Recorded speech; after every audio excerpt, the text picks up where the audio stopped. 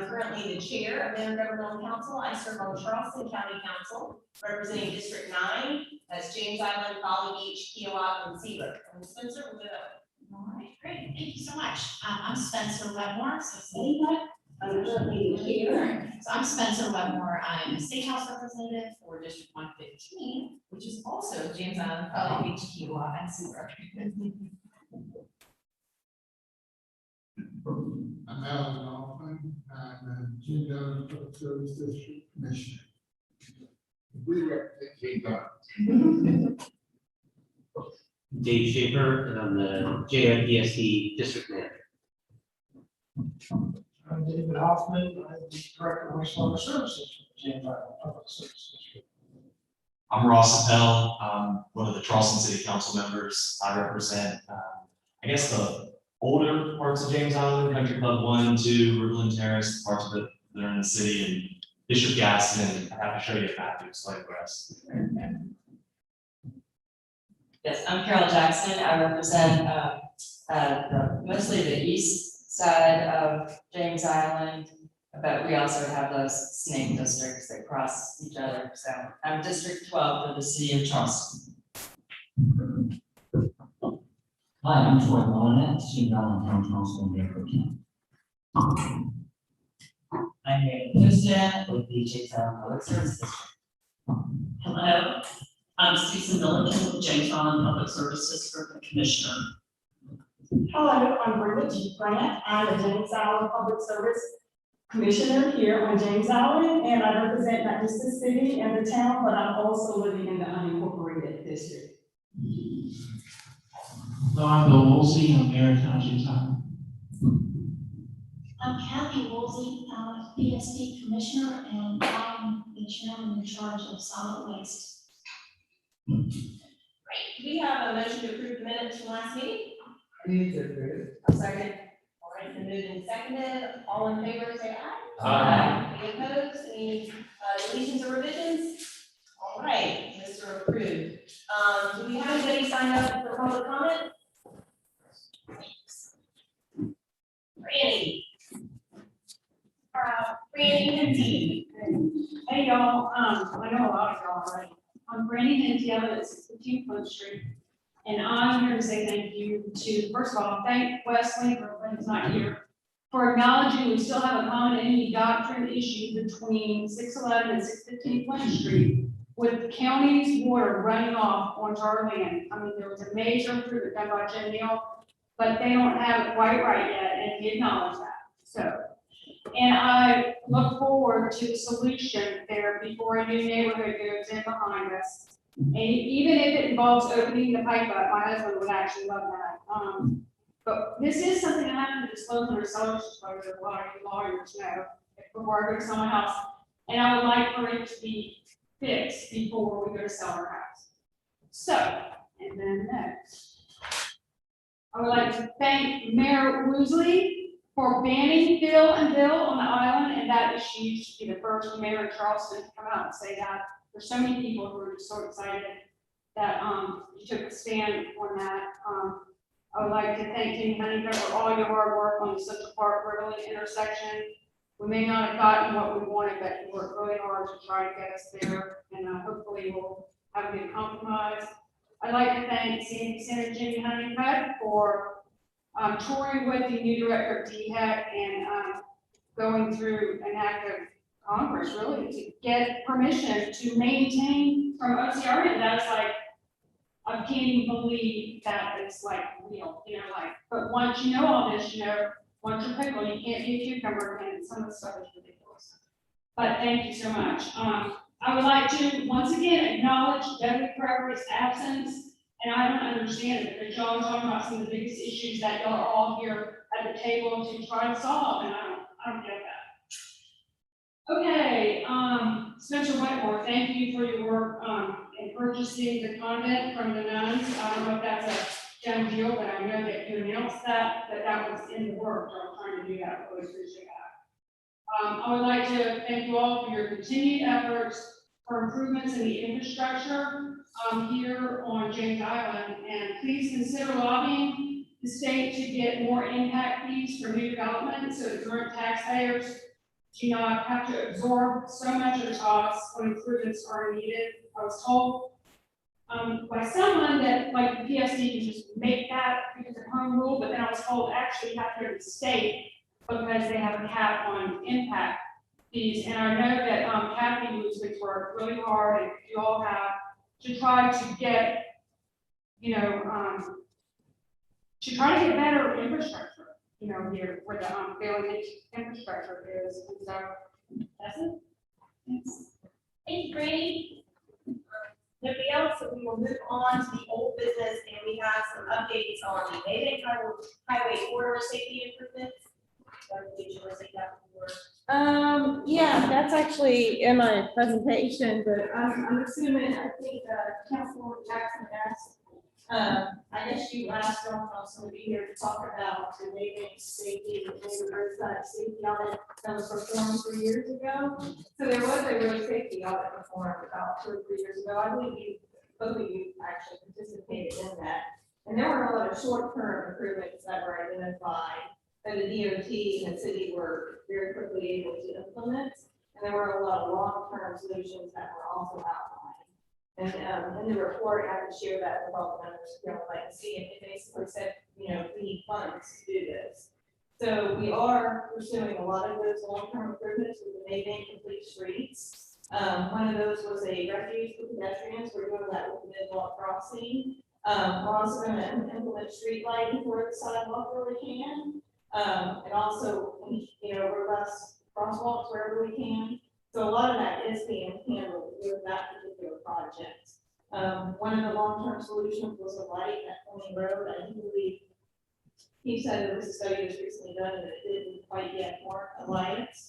Another one was realigning Fleming Road, which I don't think there's been any requests for that or funding for that. So that was another one that we may want to look for in the future. But there was a outline of long-term improvements. Again, a lot of them are being handled with that Maybank Complete Street project. And that's when we got $1 million.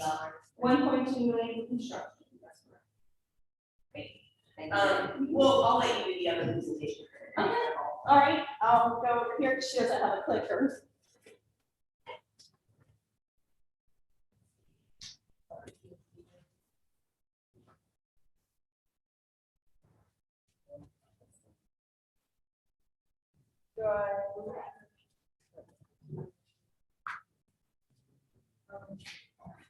All right. So as we just talked about, the first one is the Maybank Highway Local Shores Road Complete Streets. It's going to be a 8 to 10 foot sidewalk along the little shores for everyone in Maybank, 8 to 10 feet. It's basically 8 feet on Maybank. We're funding this again with federal funds and CTC funds. With CTC funds, you cannot acquire right of way. So that's a very important piece for everyone to remember.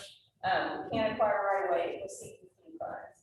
So that kind of limits how wide we can go, and we're working through that. A lot of that is utility constraints, where the light poles are, where the water main is, so we're gonna do our best to squeeze in as wide as we can.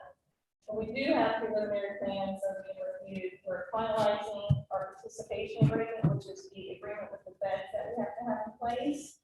And we're hoping to have it out bid by 2022. We've already started our utility coordination, which is a very lengthy process when you have federal funds involved. I'm finding that out right now with the Camp Road sidewalk, which we're actually going to bid in September. The next one is Central Park and Riverland Drive. So we did get a new council directive to look at perhaps looking at a multi-use path that will tie into that Woodland Shores project where it ends all the way to the park. So that is part of the bike plan improvement project that we're looking into. And that's a pretty huge improvement for James Island. If you look at that, the Maybank project, the Woodland Shores, this, the Camp Road, and the Holly Road that we're doing, that's about 5 miles of connection on James Island.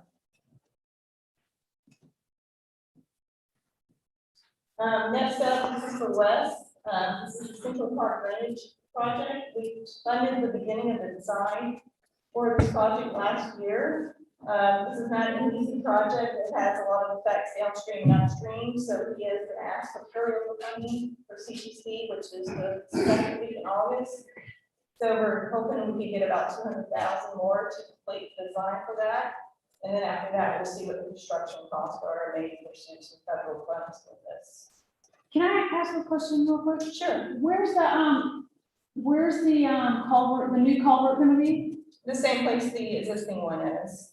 So going from the East Home Street across the street, Correct. the two of them? Okay. Are there gonna be any, do y'all have any shut off valves or like? He's in, there's none there, but he's in the early stages of design. Oh, This is okay. all just Okay. now beginning, so. Okay, thank It's, like I said, it's a very big study area he has to look at, so. The Camp Road Sidewalk and Riverland Drive multi-use path, this project was also federally funded and CCC funded, which meant no right of way. I have to thank the town, they really helped us on getting a grant easement from the church to make this project happen. I have all the plans approved, construction plans by the DOT, the bid package approved by the DOT. The only thing keeping me from getting this out of bid is the utility agreement from CWS. It's kind of a struggle with this new law that's been in place for about 2 years. We have this 4% rule, we have to pay them, actually it's 4.5% because there's James Island PSD in that area too. So basically, we have to pay 4.5% of total construction costs to utilities whenever we do projects now, even if they don't have prior rights, that is. So, getting them to work with us and sign the agreement is a struggle. DOT is working with me, they know I've been pushing for it. And we're gonna bid this by September 1st, we have to, it has fast act funds in it, and they're gonna do whatever they need to do, make sure we get this out by September 1st. And so that's a 6-foot sidewalk on Camp Road, and it's a multi-use path on Riverland all the way to the senior center. And it's the school side of the road. That's correct, school side. Another one we have is Polly Road, Country Club, and Crown Pedestrian Improvements. This is a sidewalk along Country Club and multi-use path on the Crown Plantation. We basically have line plans on this, the main thing we need are permits, and we're working with the city to get an easement from the county parks. And that's what kind of holding this up, but we hope we'll have all that, be able to do this first in 2022.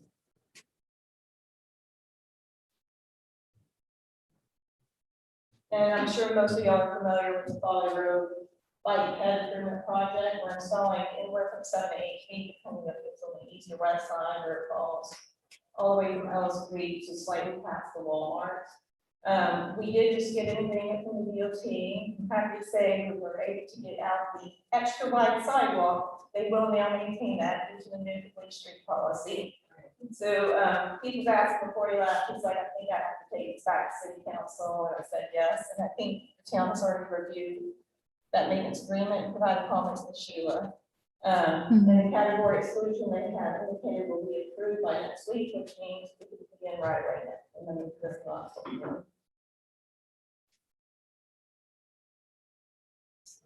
And then we also have one of the DOT crosswalk enhancement projects, they call it the 700 crosswalks, where they're trying to fit all the safety at all the crossings on state roads. So this is one that they asked for us to fund. So we're basically enhancing the crosswalks at this intersection, and also like adjusting the signal and providing a refuge area for pedestrians. And then we had the Silver Bridge turn lane project. And this one was asked for by the Silver Bridge community. They have trouble getting out, turning left, to go to James Island during beach traffic. So this little short right turn lane will hopefully help them be able to get out. For the people that are moving their speeder to go to the beach. We are having to use eminent domain because a lot of those new homes are not pleased with this project.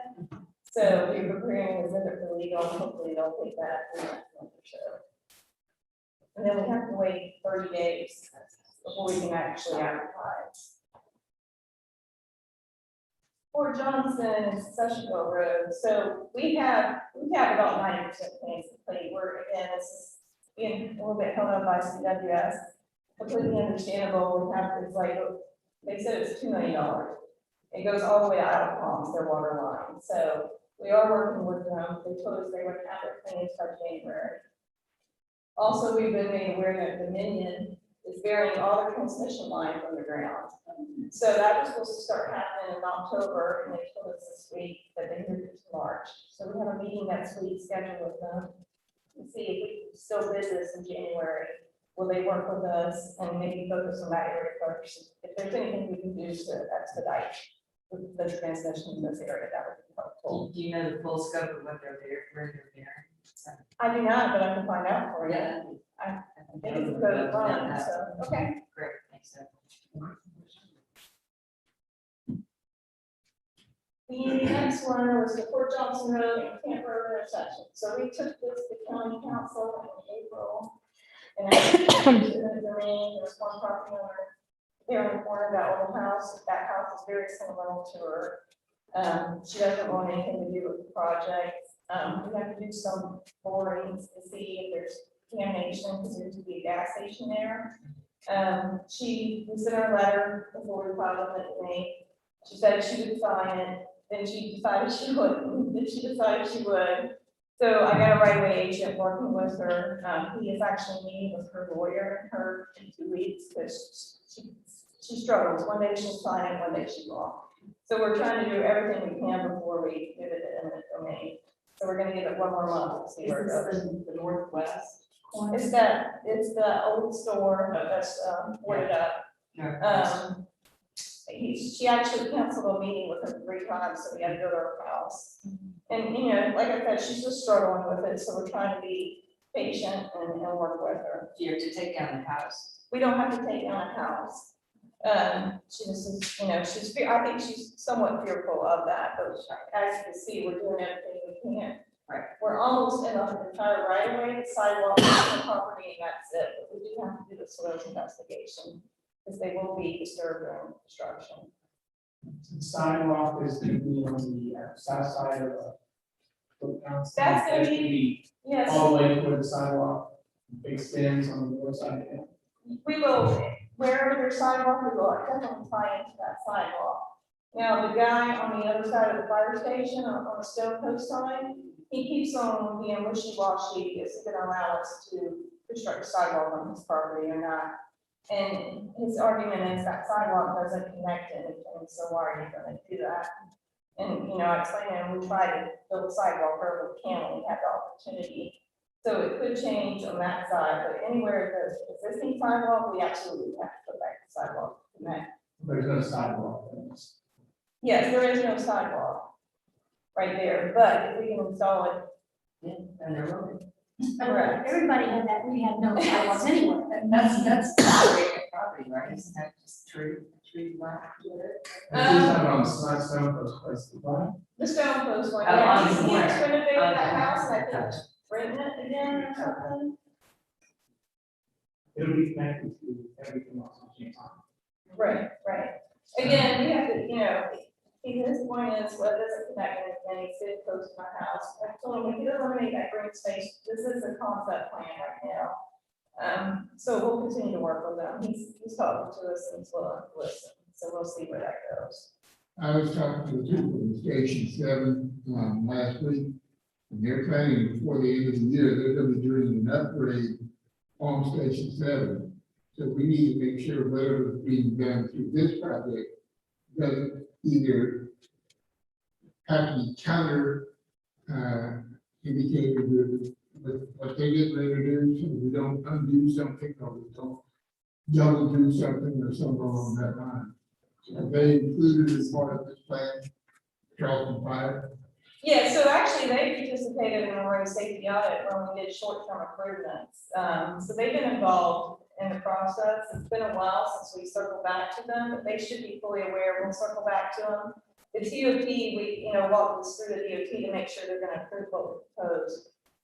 So anything that they do, they would have to submit to DOT anyways, and DOT would make a note, they would have to coordinate with us, but we will touch base with them again. I just want to make sure we didn't undo or double do something.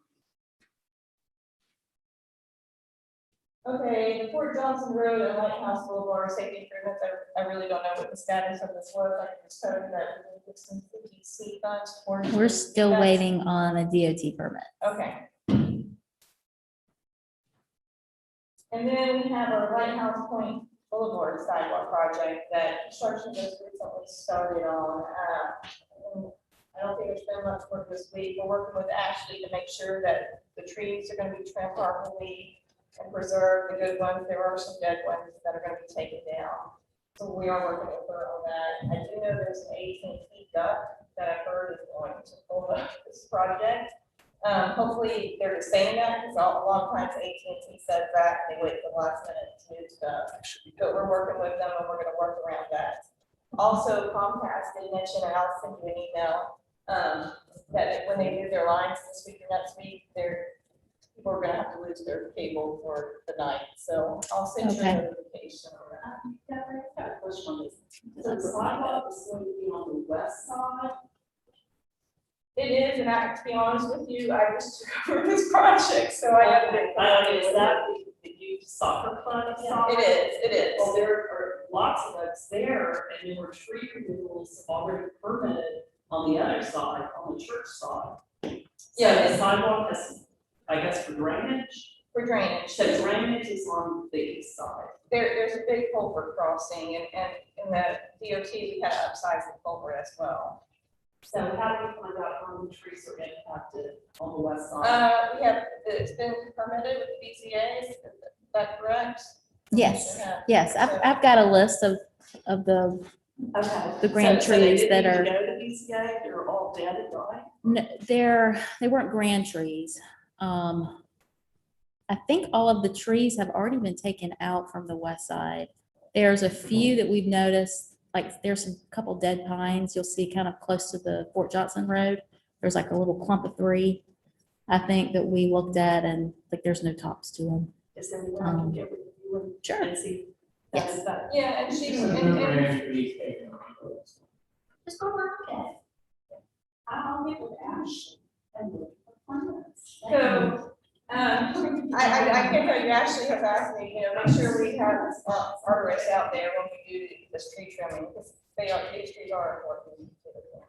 Of that. So, she has asked that we have an arborist out there anytime we use any kind of tree trimming, Okay. so. Yeah, I didn't understand if it was trimming or removals. I thought I heard about removals. There are some dead trees out there, so. Yeah, I think a lot of people thought the sidewalk was gonna be on the other side. Okay, and also, just so you know, Wes is actually the facilities manager for the soccer club, so we have. Is he really? So anytime the president gets upset, we can go talk to Wes. He has a lot of good contacts. Richard and I have lesser soccer club here, so. Okay, pavement management, so here's our list of James Island roads that we're contracting out that are gonna be resurfaced in the next year. So would you call this the 21 list or this is the 22 list? This is the 21 list, should be out for bid this month, I would say. How do you get on that list? I can, Is this absolutely. just for county? No, this is, so we resurface state roads, no, we resurface everything. We manage the CTC funds, so, and we have sales tax funds. But if you want your street on that list, who do you call? You don't get it because you want your road resurfaced. We have a pavement management system, and if you wanna call us, we can have our pavement manager sit down with you.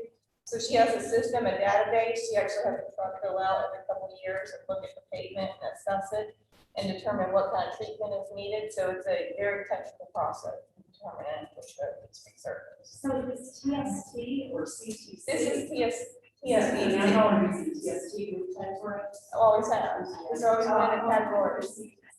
There's always been. What street are you I think it's 2 million or 4 million for TSD always on services. CTC also as well. But there's always been a. And I don't remember the whole meeting. Did you hear what she said? Yeah, I know, we can talk. And then rejuvenation, here's what this rejuvenation, what this does is lines back the asphalt to make it last longer, so we don't have to go back and do huge cost savings. Sure. Is that what's on the Folly Road? Honestly, I don't know what the official name of that, because I'm not a pavement manager, no, you're talking about the black stuff that fills in the cracks. is what you're talking about. Yeah, I think so. That's some kind of joint compound, but the issue would be to know it's a surface that absorbs into the pavement.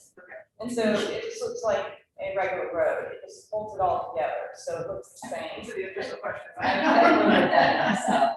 What's that spider goes around? Use that flat stuff. Definitely, comes to Lighthouse Boulevard and Woodland Shores.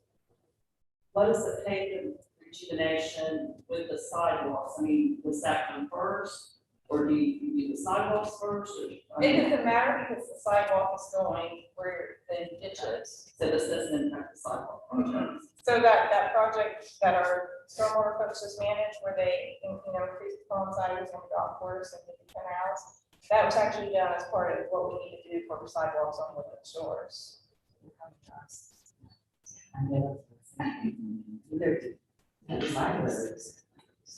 If you want to know where your road is on the list, you can call Mackenzie Kelly in our office, and she'll tell you when your road is slated. And that can move up and move down depending on the truck that assesses the pavement.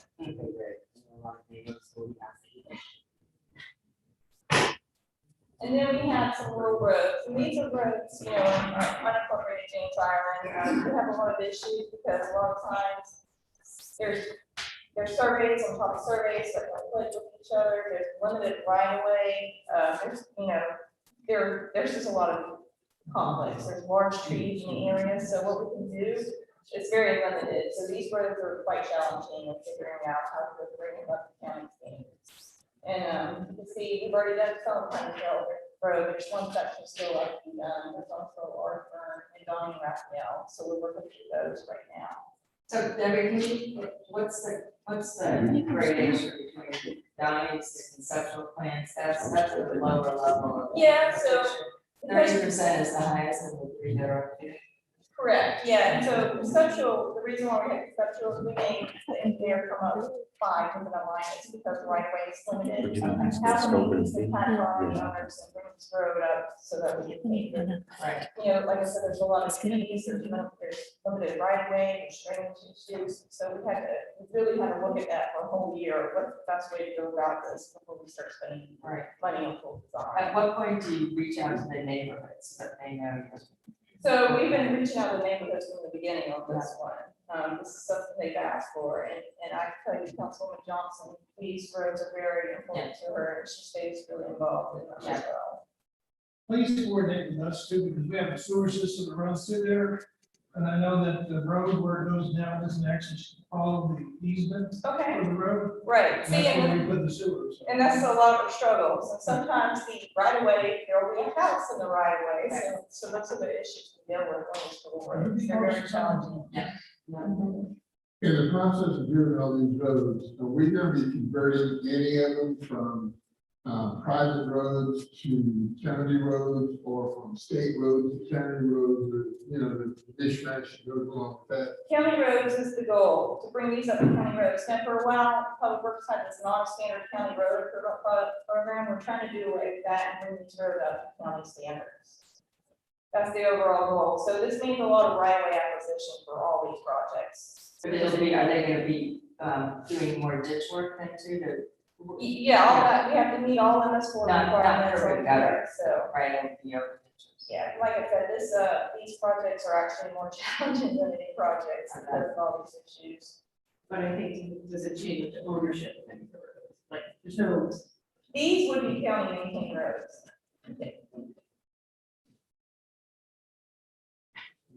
And I think we already went over that one, so. And then also, so we have our TSP, fundings going, to the council tomorrow. I don't think there were any new ones. There are a lot of carryover funds for these projects we just went over. And then CTC is the second Tuesday in August, and I'm really hoping that everybody will see the number 1 priority funded. That's what I'm going for, so. That will be the second week in August, so you'll be seeing, and then there's roughly about 2.5 million that will be funding towards new projects. And also this year is the first year that we're able to get the full 3.99 cents per gallon, that the tax incremental increase that you can see on this gas, it capped out this year. So that means our resurfacing pot is over 10 million between PSP and CPC, which means all the roads should be brought up to great standards moving forward in the next 5-7 years. Anybody have any other questions? Yes, ma'am. Now just hats off to you, Deborah. Absolutely. And I hope that somebody tells you what great job you're doing as often as possible, because you are killing it. Thank you. Thank you. Thank you so much, Deborah. And Deborah did take the lead tonight, so she has a lot of people's projects that.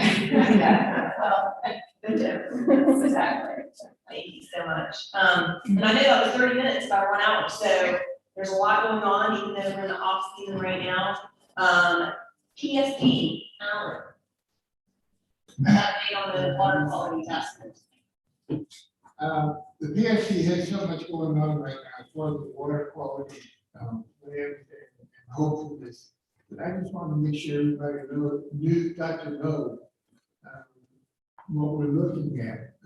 Hopefully this American plan that the president is putting forth and trickle down from the state down to the PSC, that we'll be able to do a lot of the programs that we've got planned. I'm not that versed in the nickel and dollar of it, but last I heard, it was around 7 million, but I see that we just added some more to that.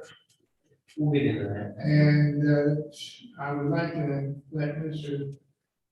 Dave Schaefer do the work of this, because he has got it down pat. Dave? Schaefer?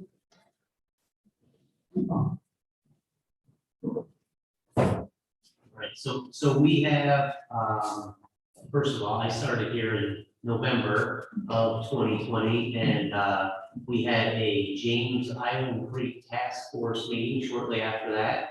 I've been part of several of those meetings, and obviously that was put together to address a lot of the water quality issues we had in James Island Creek. So there are a lot of entities involved in trying to make progress in the water quality. One of those projects specifically is to expand the sewer system into some of the residential neighborhoods. And that is a very costly proposal. When new developments go in now, obviously we work with developers and they build the sewer systems to our specifications and turn them over and feed them over to the PSD.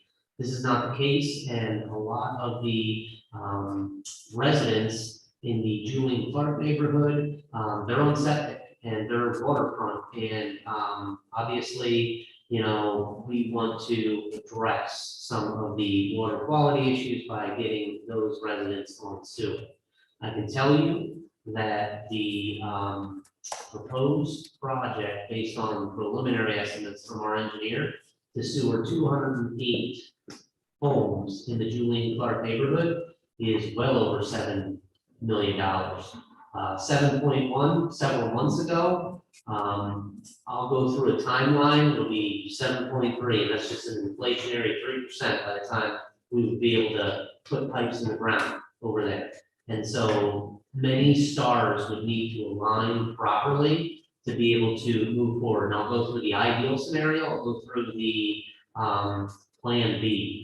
And so plan A would be that that $7 million project would be parceled out by generous contributions from the town of James Island. So last Thursday at town council, it was introduced the proposal to be able to contribute $1,876,000 from ARA monies that are received that will be received from the federal government to the town. And so to be able to contribute towards that sewer expansion, that gets the project started. Obviously, we would want to be able to parlay that as local match towards, say, a larger pot of money that's currently sitting at the state. And so the plan, ideal scenario,